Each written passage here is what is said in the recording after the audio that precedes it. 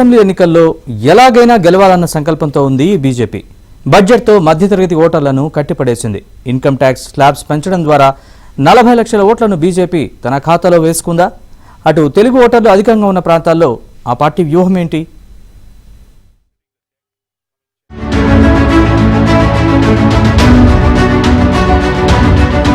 ప్రధాని నరేంద్ర మోదీ నుంచి బీజేపీ కార్యకర్త వరకు ఢిల్లీ ఎన్నికల్లో గెలుపు కోసమే ప్రయత్నిస్తున్నారు. ఢిల్లీ బహిరంగ సభలో మాట్లాడారు మోదీ. నెహ్రూ కాలంలో 12 లక్షల రూపాయల సంపాదన ఉంటే 4వ వంతు పన్ను చెల్లించాల్సి ఉండేదని చెప్పారు ప్రధాని మోదీ. ఇందిరాగాంధీ అధికారంలో ఉన్నప్పుడు 12 లక్షల రూపాయల్లో 10 లక్షలు పన్నుల రూపంలో పోయేవని, ఇప్పుడు 12 లక్షలు సంపాదిస్తున్నా అసలు పన్ను చెల్లించాల్సిన అవసరమే లేదన్నారు. కాంగ్రెస్ ప్రభుత్వం తన ఖజానాను నింపుకోవడానికి పన్నులు విధించేదన్నారు. ప్రస్తుతం ఆ పరిస్థితి లేదన్నారు ప్రధాని మోదీ. మధ్యతరగతి ప్రజల దగ్గర డబ్బు ఉండాలన్నదే బీజేపీ లక్ష్యమంటూ చెప్పుకొచ్చారు.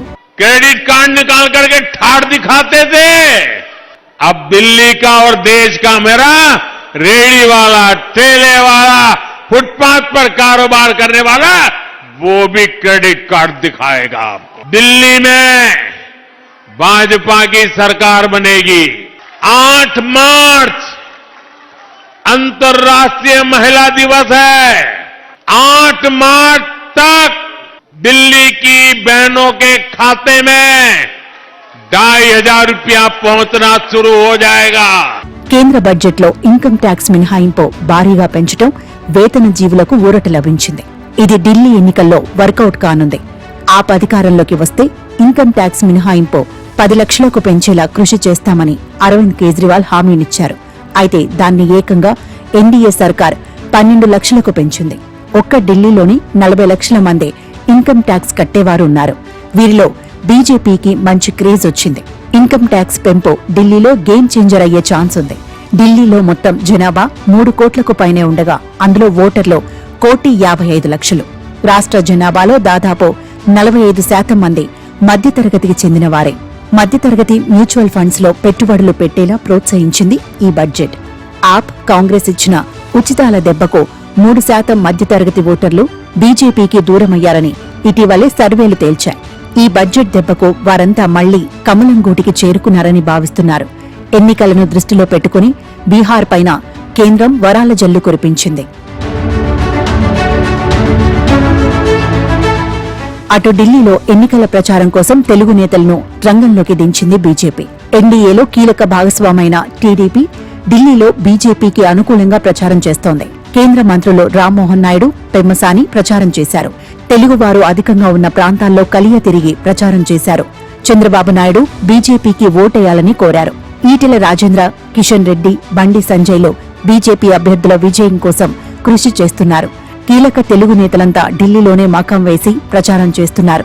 ఢిల్లీలో తెలుగువారి ఓట్లు 6 లక్షలకు పైచిలికే. అభ్యర్థులు గెలుపోటంలో నిర్ణయించడంలో వీరు కీలక పాత్ర పోషించనున్నారు. గత 10 సంవత్సరాల్లో అరవింద్ కేజ్రీవాల్ గారికి ప్రతి ఒక్కరూ కూడా ఇక్కడ అవకాశం ఇచ్చారు. అయితే మనం ఈరోజు చూస్తూ ఉంటే ఒక రోడ్ల దగ్గర నుంచి ఎక్కడికక్కడ డెవలప్మెంట్ లేకుండా మురికి కూపంలాగా ఈరోజు ఢిల్లీ ఉండేటువంటి పరిస్థితి.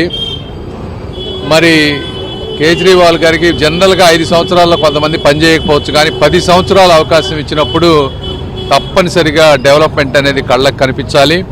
ఈరోజు చిన్నపిల్లలకు కూడా రోడ్ల మీద నుంచి వెళ్తూ ఉంటే ఏంది ఢిల్లీ ఇంత ఘోరంగా ఉంది, దేశ విదేశాల నుంచి చాలామంది ఢిల్లీకి వస్తారు. చూసినప్పుడు ఇది మన భారతదేశ ప్రతిష్టకు సంబంధించినటువంటి విషయం.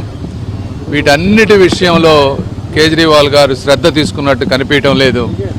కేవలం కేంద్ర ప్రభుత్వంపై 24 గంటలు పోరాడుతూ టైం వేస్ట్ చేయడం తప్పించి డెవలప్మెంట్ అనేది కనిపించడం లేదు. కాబట్టి ఢిల్లీ ప్రజలు ఒక్కసారి బీజేపీకి అవకాశం ఇవ్వండి. ఈ రోజున కేంద్ర ప్రభుత్వంలో మేము ఉన్నాం, తెలుగుదేశం పార్టీ తరఫున అందరూ ఉన్నారు. అందరం కలిసి సమిష్టిగా ఢిల్లీకి ఎంతవరకు చేయగలమో అంతవరకు చేస్తామని మీ అందరికీ తెలియజేసుకుంటూ మీరందరూ బీజేపీ ప్రభుత్వాన్ని ఆశీర్వదిస్తారని కోరుకుంటూ ఢిల్లీ అసెంబ్లీ ఎన్నికల్లో అరవింద్ కేజ్రీవాల్ కు షాకుల మీద షాకులు తగులుతున్నాయి.